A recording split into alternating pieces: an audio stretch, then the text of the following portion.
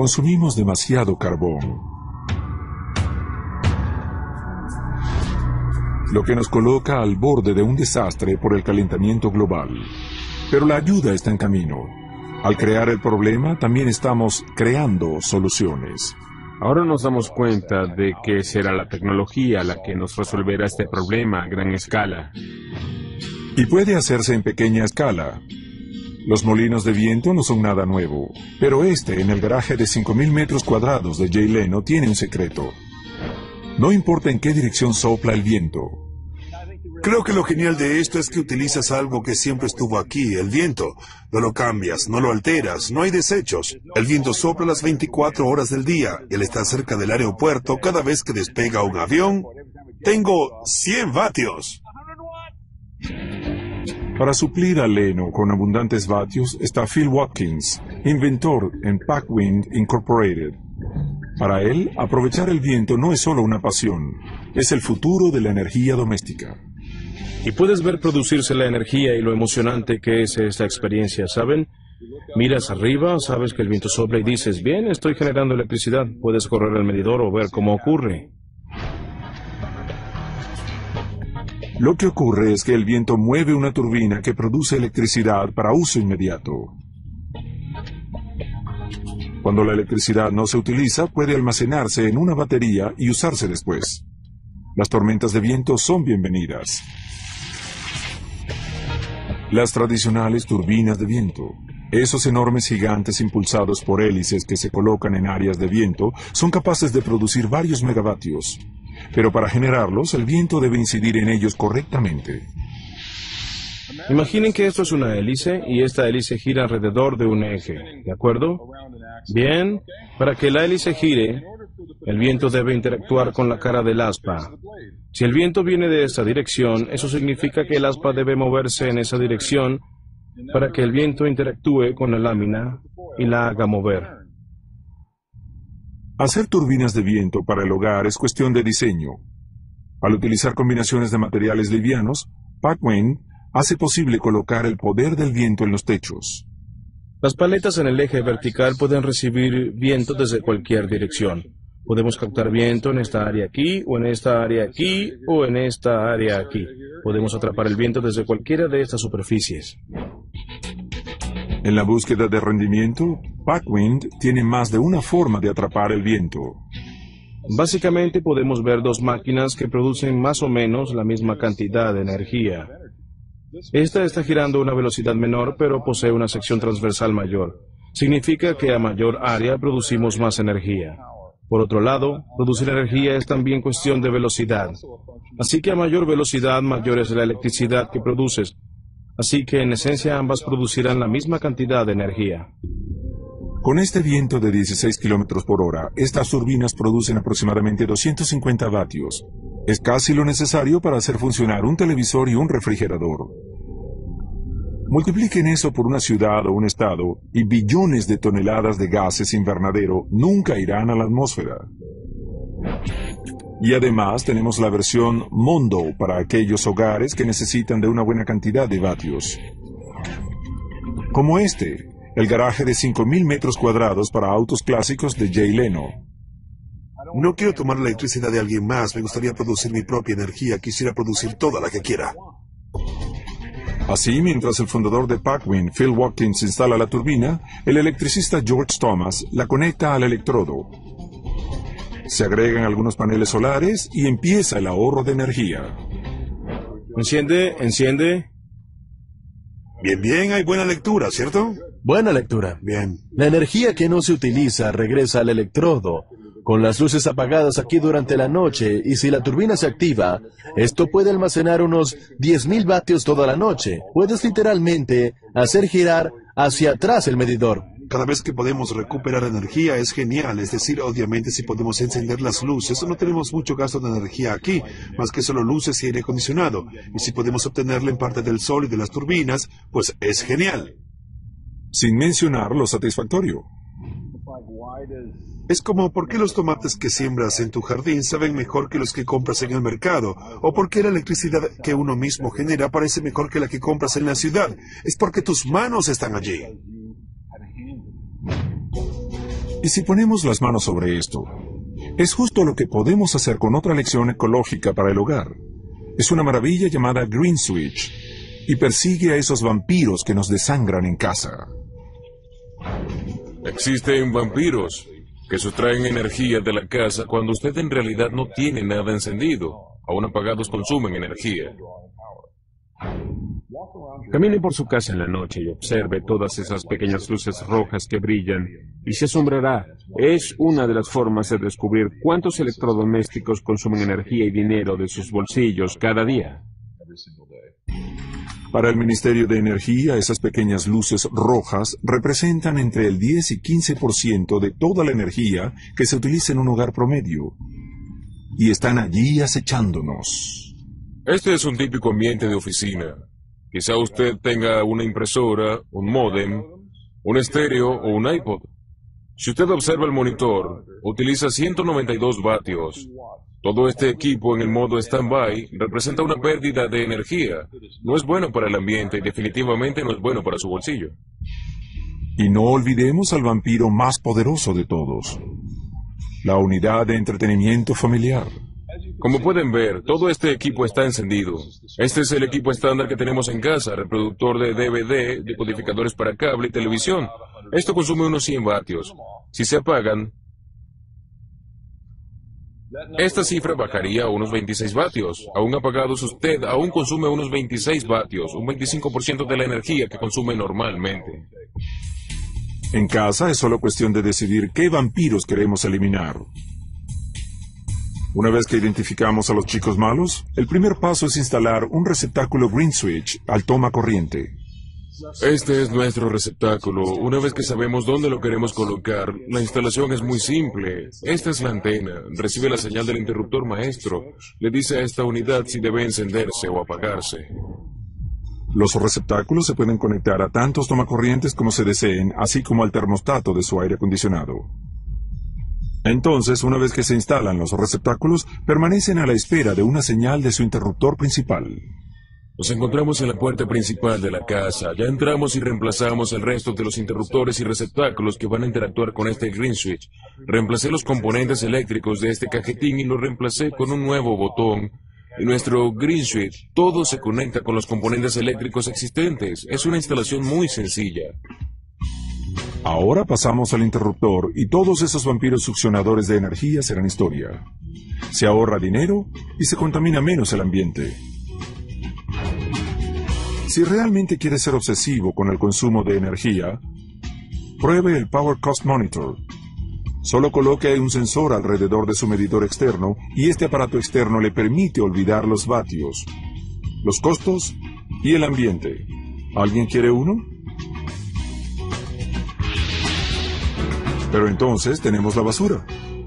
Una de las fuentes mayores de gases invernadero y otros contaminantes de nuestra atmósfera son los vertederos. Con el tiempo se descomponen creando metano y otros gases invernadero. En áreas urbanas, alrededor del 40% de toda la basura son desechos de comida. Pero existe una compañía que se asegura de que nunca lleguen a los vertederos. Es Nature Mills. Es la caja mágica que hace abono y despacha la basura en su jardín. Muchos de los desechos de alimentos provienen de estas virutas, material orgánico, sedimento de café, té, bolsas de té. Lo que hacemos es colocar el desperdicio alimenticio aquí adentro. Aquí va.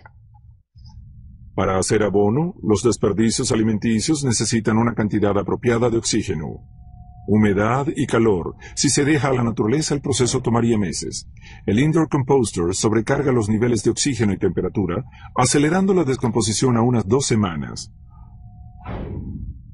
Todo por 10 vatios de energía o un costo aproximado de 50 centavos de electricidad al mes. El composter procesa hasta 2 kilos por día, una cantidad de basura que genera una familia promedio. Es así como se ve después de una semana. Pueden ver que empieza a convertirse en abono y se puede seguir agregando. Todo se mezcla allí adentro. Una vez descompuesta, la mezcla cae por una compuerta dentro de un compartimiento en el fondo. Allí se preserva una semana más y empieza a secarse. Ahora, si la idea de comida en descomposición le produce cierto cosquilleo en su nariz, no tema. Los creadores ya pensaron en eso. Colocamos un filtro de aire dentro de la máquina, el cual siempre está encendido y está colocado aquí atrás. Pueden ver que el aire pasa por dentro de estos orificios a través de un carbón activado y luego sale por el filtro. Este filtro de aire debe durar unos 5 años. Sin olores, sin ensuciar, sin necesidad de vertederos. Solo abra la compuerta y el producto final está listo para utilizarse. Normalmente toda esta cantidad de desecho orgánico va a los vertederos, pero aquí se convierte en abono y después de 2 semanas se obtiene un rico abono orgánico. Usted no necesita que vengan a llevárselo y además es perfecto para su jardín.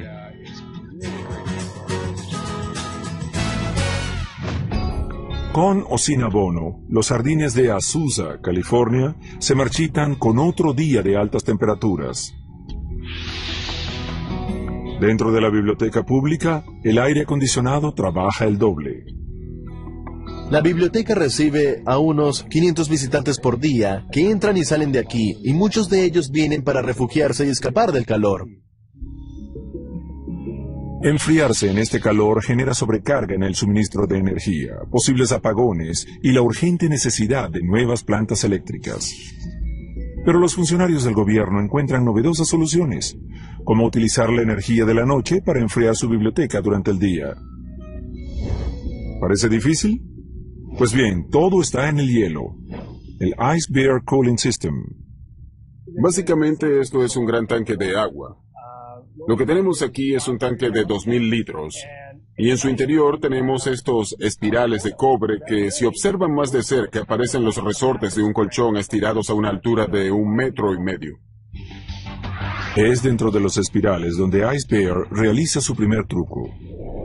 En la noche, una bomba envía un refrigerante a través de los espirales en el agua. El agua se congela en un bloque alrededor de los espirales. Justo ahora está frío al tocarlo porque tenemos agua que congelamos aquí durante la noche. De hecho, estoy tocando el hielo justo aquí. Durante el día, cuando la unidad de aire acondicionado se enciende, la bomba envía refrigerante tibio de regreso a los espirales a través del hielo. El refrigerante se enfría y se bombea a través de los tubos del aire acondicionado para así producir enfriamiento. Al final del día, el Ice Bear entra en hibernación hasta tarde en la noche cuando el proceso empieza de nuevo. Tenemos la capacidad de proveer el equivalente a 8 horas de enfriamiento a partir de este hielo. Luego nuevamente será agua y utilizaremos la unidad de condensación de nuevo para convertirla en hielo.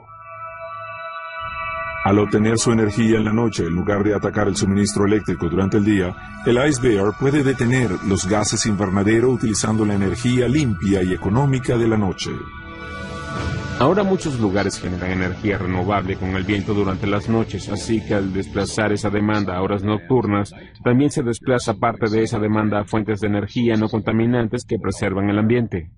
Esta tecnología es muy simple.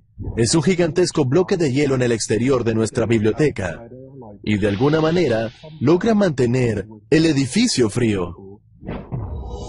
¿Y qué les parece esto para el frío? Una torre solar que puede dar electricidad a una ciudad y es más caliente que el planeta Mercurio.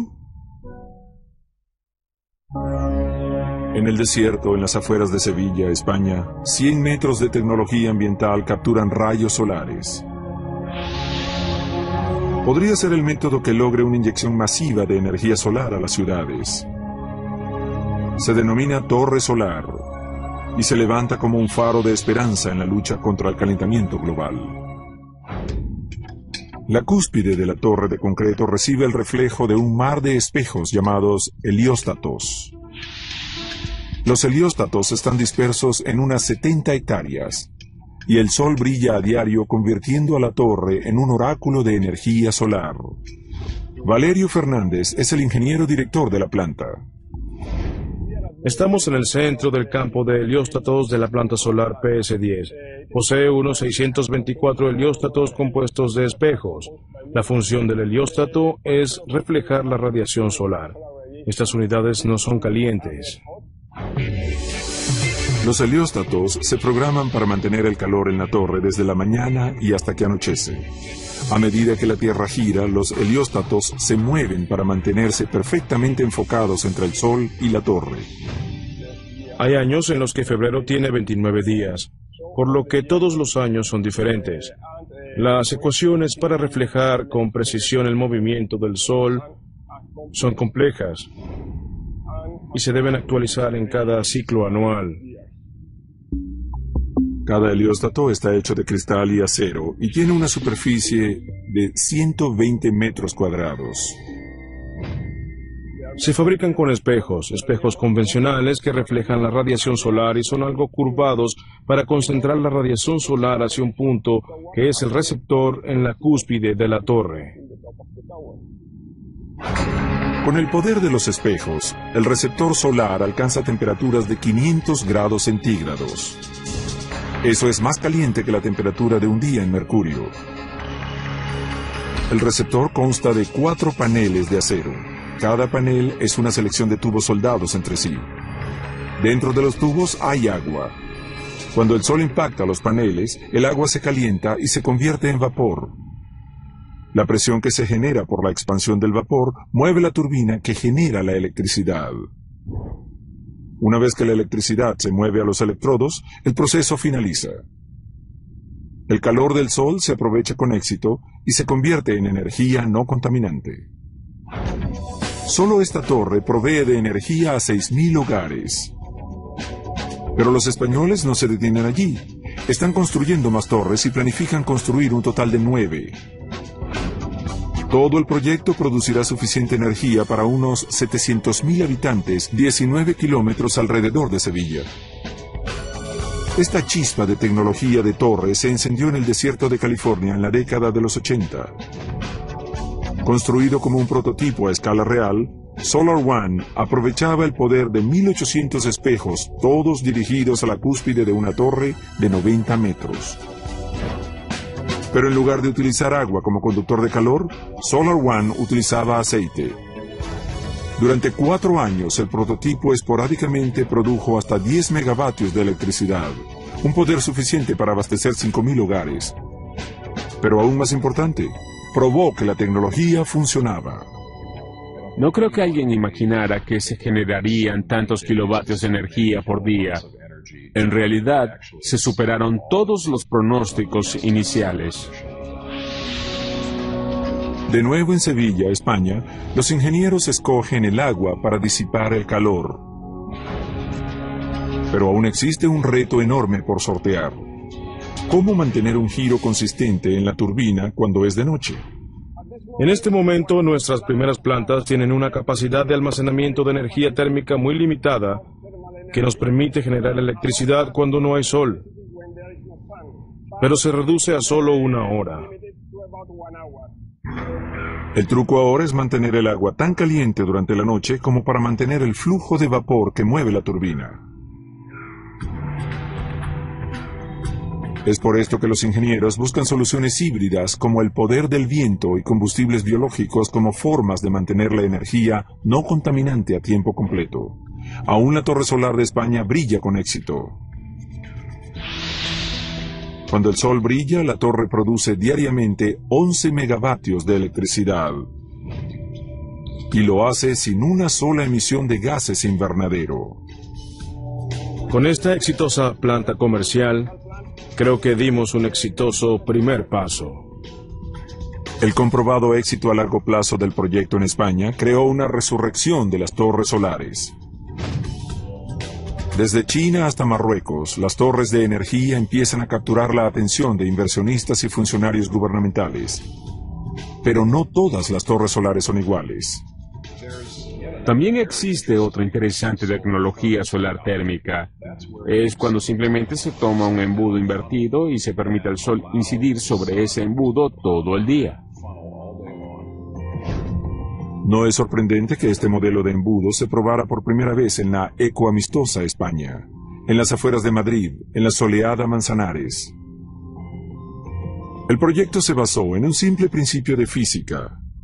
El aire caliente se eleva.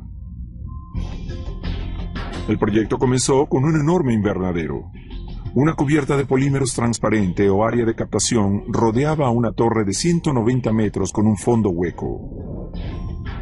Cuando el sol incidía abajo en la cubierta, el aire por debajo se calentaba a 95 grados sobre la temperatura ambiente. El aire caliente se movía hacia el aire más frío en la cúspide de la torre. Esa corriente ascendiente pasaba a través de una gran turbina dentro de la torre. La planta operó desde 1982 hasta 1989 y generó 50 kilovatios. No era mucho, pero funcionó.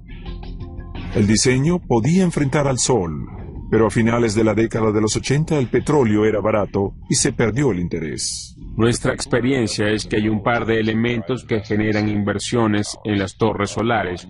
Uno es el costo del petróleo, el otro, por supuesto, son las políticas gubernamentales. Ahora, con los elevados precios del petróleo y los problemas ecológicos presionando en las conciencias de las personas, el interés en el proyecto Manzanares alcanza una importancia fundamental. Una compañía australiana llamada EnviroMission planea llevar una torre a alturas sin precedentes. Sería quizás la estructura más grande en la faz de la Tierra. La torre de concreto reforzada con acero se elevará a unos 700 metros. Eso es casi 1 kilómetro y 2 veces la altura del edificio Empire State. Su base tendrá un diámetro de 130 metros, una anchura suficiente para dar estabilidad con vientos extremos. La cubierta de vidrio y polímeros abarcará 5 kilómetros, inclinándose levemente desde una altura de 2 metros en el perímetro hasta 30 metros en la torre. Allí, unas 32 turbinas tipo jet estarán listas para tomar el aire caliente y convertirlo en electricidad. La torre generará energía durante todo el año. Los invernaderos también funcionan en invierno, funcionan recogiendo aire tibio. Se puede crear un diferencial de temperatura. Puede que no logre el rendimiento del verano, pero se obtiene un rendimiento sustancial. EnviroMission cree que su torre proveerá a las plantas eléctricas con unos asombrosos 200 megavatios. Aún con la torre funcionando a un 80% de su capacidad, sería suficiente energía para alimentar a 500,000 de hogares. EnviroMission logró ya la compra de unas 8,000 hectáreas de terreno entre Melbourne y Sydney. Esta sería una maravilla de la ingeniería y, por supuesto, un ícono de la energía renovable. Y será costoso. Con un precio estimado en $700 millones para su construcción, es un alto costo que podrá recuperarse eventualmente. Será, y así lo creemos, competitiva en rendimiento frente al carbón, pero más costosa para construir, aunque no impagable. Con capitales de inversión persiguiendo tecnología ambiental, estos 700 millones parecen alcanzables, incluyendo un módulo de transporte al estilo de los supersónicos. Creo que tenemos el santo grial de la energía renovable. Oportunista, sí, obviamente, es decir, uno no hace algo por nada, pero lo que era un sueño se convirtió en pasión. Vamos a construirlo.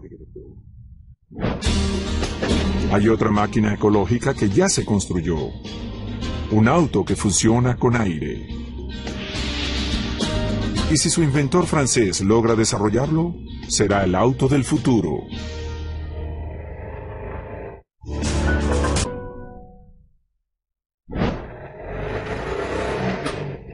Escuchen el sonido particular de esta solución a la contaminación. Es un auto que funciona con aire comprimido. Se denomina CAT, o tecnología de aire comprimido. Es el resultado de 14 años de investigación y desarrollo del diseñador francés de motores Guy Negre. Con el CAT, Negre creó un auto que produce 0 emisiones. La premisa de este proyecto era: para hacer funcionar un auto, sobre todo en la ciudad, se necesita poca energía, y con el aire comprimido se puede acumular suficiente energía para hacerlo. El aire comprimido se utiliza desde hace mucho como fuente de energía de numerosas herramientas y equipo. Para los diseñadores de autos, el aire comprimido se hizo difícil de aprovechar. Pero ahora, Negre y su equipo en la Motor Development International construyeron un motor que creen que revolucionará el mercado. En el interior de un motor de combustión, la gasolina y el oxígeno se encienden. Las explosiones resultantes crean presión, lo que empuja a los pistones que giran el cigüeñal. Con el motor de Negre, explosiones de aire comprimido calculadas con precisión crean la presión necesaria para hacer funcionar los pistones sin contaminar. Proveer de suficiente energía para hacer funcionar el auto requiere de una presión de 4.300 libras por pulgada cuadrada. Eso es más de 100 veces la presión de la llanta de un auto. Forzar el aire dentro de un tanque tan pequeño como para encajar debajo del chasis del CAT es una potencial bomba de tiempo. Los diseñadores asumieron el reto de construir un tanque que no explotara. Aquí vemos la tecnología dentro del auto. Pueden ver que debajo del piso tenemos algunos tanques de fibra de carbono. Debe utilizarse fibra de carbono en los autos porque es muy segura. Si hay un choque, no habrá problemas con la dispersión de las piezas. Hay solo una grieta y el aire se escapa. Los tanques pueden hasta soportar el impacto de un arma de poco calibre. Ya que funciona con aire, el CAT tiene un chasis de aluminio ligero para mantenerlo delgado y ágil. Los mismos cuidados se tienen para la carrocería. La carrocería del auto se hace con fibra de vidrio. Utilizar fibra de vidrio es muy importante para nosotros porque el auto será más liviano y al tener un auto liviano tendremos mayor autonomía. Nuestra tecnología no almacena mucha energía, así que tenemos que lograr una mayor autonomía con esta cantidad.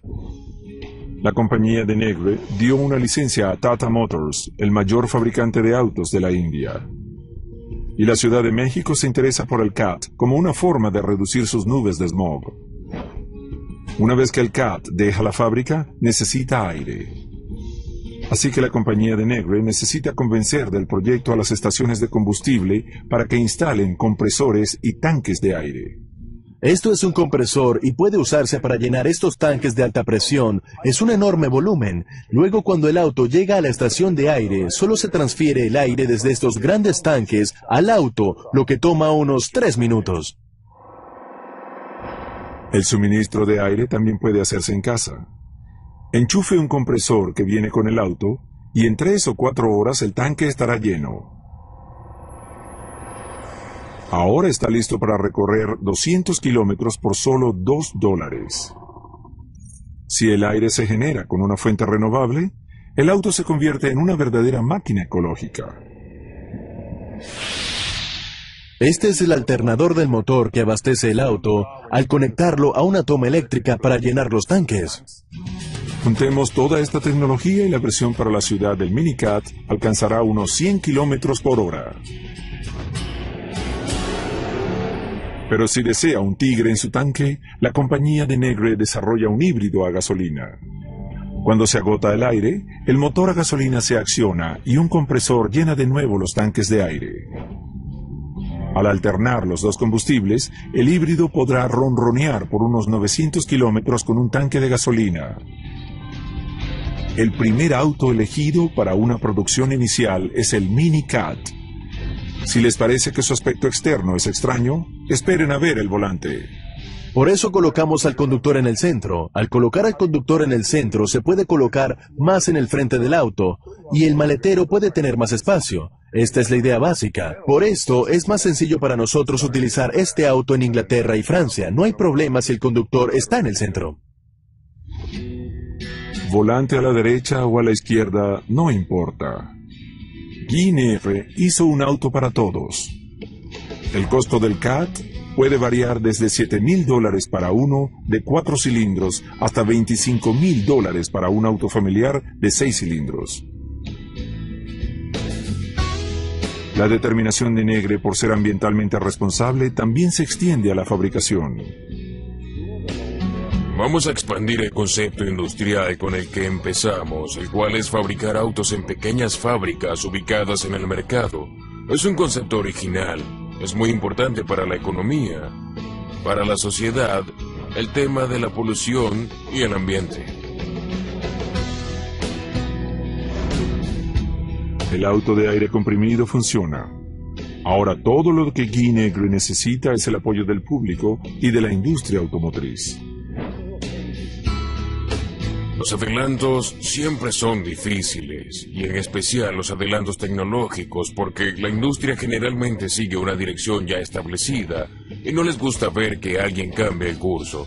Pero hoy existe una necesidad mundial por cambiar el curso.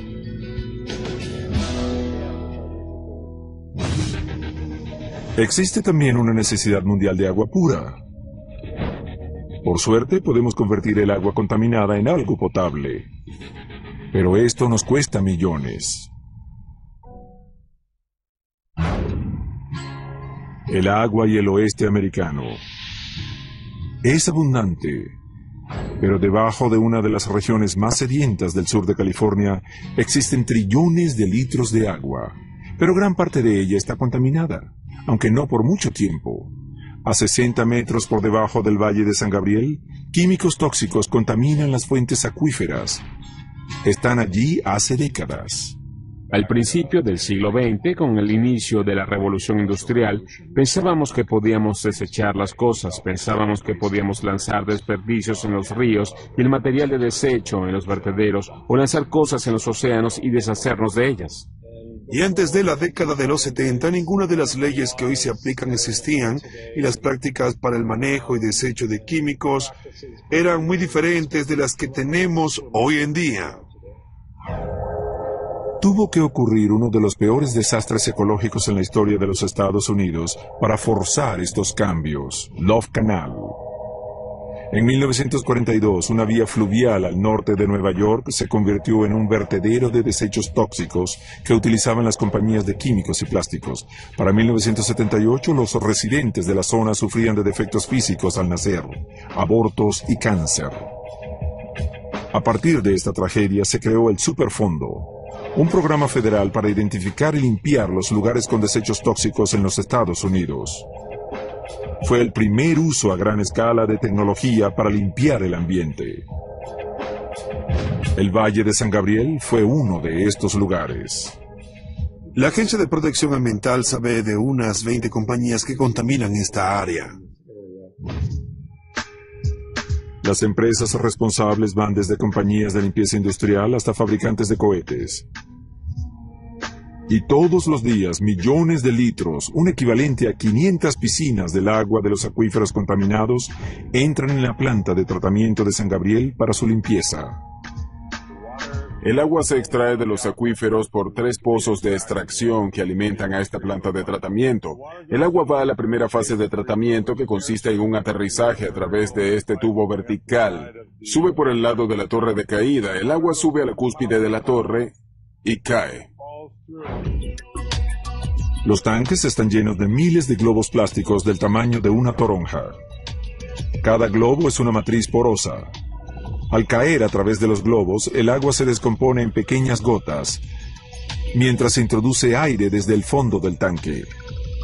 Cuando las gotas chocan con el aire, los contaminantes volátiles se convierten en vapor y se expulsan por la cúspide de la torre. El aire con los componentes volátiles sale de la cúspide de la torre y va a los compartimientos azules, que son filtros de carbono. El aire entra por arriba del compartimiento, se mueve por un lecho de carbono y luego sale por el fondo y sale por la chimenea como aire limpio. Mientras la corriente de aire remueve la mayoría de los químicos volátiles, algunos contaminantes permanecen. El próximo en la lista de eliminación es un potencial agente cancerígeno, el 1,2,3-tricloropropano. Una vez que el agua deja las torres con aire, penetra a través de este tubo superior a unos 10 recipientes llenos en 2/3 con carbono granulado, que es este material de aquí. El agua entra por la parte superior de los tanques, pasa por el carbón y se remueven todos los tóxicos volátiles que no se eliminaron en las torres con aire junto con el 1,2,3-tricloropropano. El agua limpia sale del sistema por esta línea inferior de aquí y pasa a la siguiente fase del tratamiento, que es el intercambio de iones. En la estación de intercambio de iones, el agua fluye por una serie de tanques. El blanco aquí es un componente de combustible para cohetes llamado perclorato. Si el perclorato se ingiere, puede afectar a la tiroides. Están llenos con resina de intercambio de iones. Una resina sintética. Hay 30 recipientes en cada carrusel. Mientras el agua con perclorato pasa por los recipientes llenos de la resina atrapa los iones de perclorato y los reemplaza con iones de cloruro. Todavía queda un químico testarudo y persistente, el NDMA, un potencial causante de cáncer. La mejor manera de eliminarlo es liquidarlo con rayos ultravioleta. Este es el último paso en nuestra planta de tratamiento. Este es el sistema ultravioleta. El agua pasa por aquí. Cada uno de estos paneles tiene 16 luces. El agua fluye por esta luz y el NDMA se anula. El NDMA es un componente de combustible para cohetes, y es así como se ve. Dentro del contenedor, el agua pasa a través de una serie de 2200 luces ultravioleta. Cuando las moléculas de NDMA absorben la luz, se descomponen en elementos no tóxicos. Al final del tanque, el agua recibe un toque de cloro y luego hace una pausa de limpieza para ir al suministro de agua de la ciudad. Aquí nos encontramos en el desagüe de la planta. Lo que hace una hora entró en la planta como agua contaminada, es ahora agua potable, segura para el consumo humano. Mientras el agua limpia deja esta parte de la planta, una cantidad igual de agua contaminada entra por la toma inicial. Es un ciclo que se repetirá en las siguientes décadas. El área de agua subterránea contaminada tiene más de 12 kilómetros de largo por 2 kilómetros de ancho. Creemos que tomó 40 o 50 años alcanzar este tamaño. Va a tomarnos el mismo tiempo o más potabilizar esta agua. Hasta la fecha, solo en esta planta, el costo de la limpieza es cercano a los 48 millones de dólares y sigue subiendo. De eso, el gobierno federal cubrió el 30%. Las empresas responsables pagaron el resto. Los tiempos difíciles a veces reclaman soluciones radicales, como un extraño experimento que puede salvar al mundo y nos lleve de nuevo a la era de los barcos a vela. A bordo del Weatherbird 2, en Fort Lauderdale, Florida, un equipo de biólogos marinos se prepara para un viaje que creen ayudará a salvar a un mar enfermo y al mismo tiempo ayudar a detener el calentamiento global al convertir al océano en una gigantesca esponja. Los biólogos eligen un elemento indispensable para la vida humana, el plancton. Estos microscópicos organismos pueden actuar como bosques flotantes, absorbiendo el dióxido de carbono del aire y regresándolo como oxígeno puro. Pero el lecho de plancton se reduce a una tasa de 1% al año. El equipo del Weatherbird quiere revertir esa tendencia con un simple pero controversial experimento. Planktox, nuestra compañía, está en el negocio de la restauración ambiental. Decimos que restauramos los árboles y los océanos del planeta. El equipo de Planktos quiere alimentar los lechos de plancton con los nutrientes que estos microorganismos necesitan, hierro.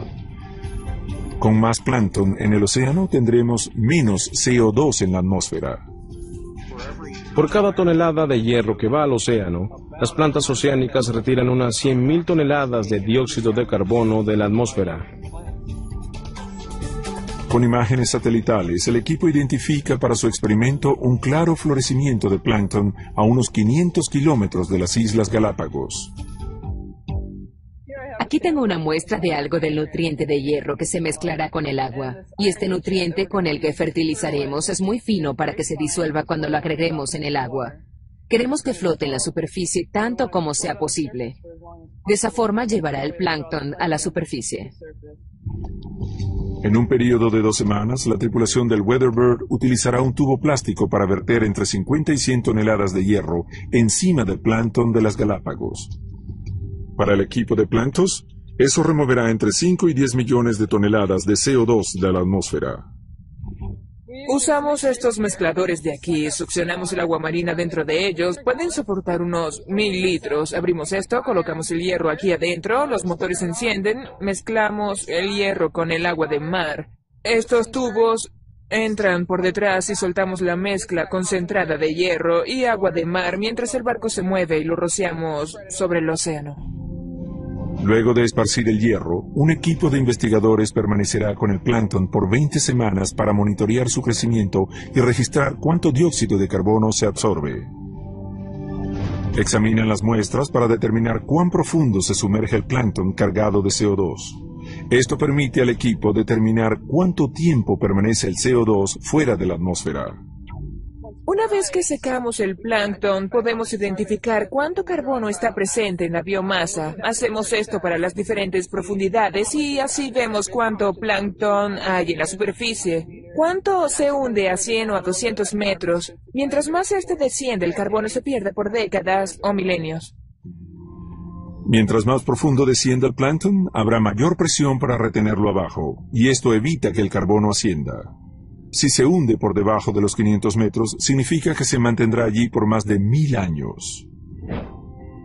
Y aumenta la ganancia de planctos al vender créditos de carbono. Sí, también es un negocio. Los créditos de carbono permiten a las industrias y a las personas que producen CO2 hacer una compensación por sus propias emisiones. Al pagarle a compañías como Planctos para que planten hierro en el océano, árboles en los suelos o turbinas en el cielo, podemos salvar el planeta. El estándar mundial es de un crédito igual a 1 tonelada de CO2. Los precios varían según el método. Al restaurar las poblaciones de plancton que se encuentran en gran peligro, podemos restaurar esa vida y a cambio generamos créditos de carbono que financian toda la operación. Es una maravillosa situación de ganancia para todos. Algunos en la comunidad científica no están de acuerdo. Para algunos el proyecto de Planctos puede tener consecuencias imprevistas. Cuando produces un crecimiento repentino de plancton o de algas donde no se supone que ocurra, ese crecimiento absorberá oxígeno y arrebatará a esa parte del océano el oxígeno de los seres que viven allí. Como cualquier genio en una botella, debemos liberarlo con cuidado, si es que lo hacemos. Y aunque no existe consenso sobre cuánto carbono soporta el océano, para Planctos bien valen los riesgos. Queremos saber si funciona, y por supuesto, si no funciona no podremos ganar dinero, y como somos una compañía que busca beneficios, nuestros inversionistas no aportarán fondos y todo se detendrá. Otras máquinas ecológicas en nuestros océanos son menos controversiales y un poco más altivas, como este producto alemán llamado SkySail. Es una propuesta para compensar las emisiones de miles de barcos de carga que cruzan los mares a diario. El SkySail se concibe para aliviar el trabajo del motor. Amarrado a la cubierta con sogas de fibras de carbono, le proporciona al barco un impulso adicional para desplazarse.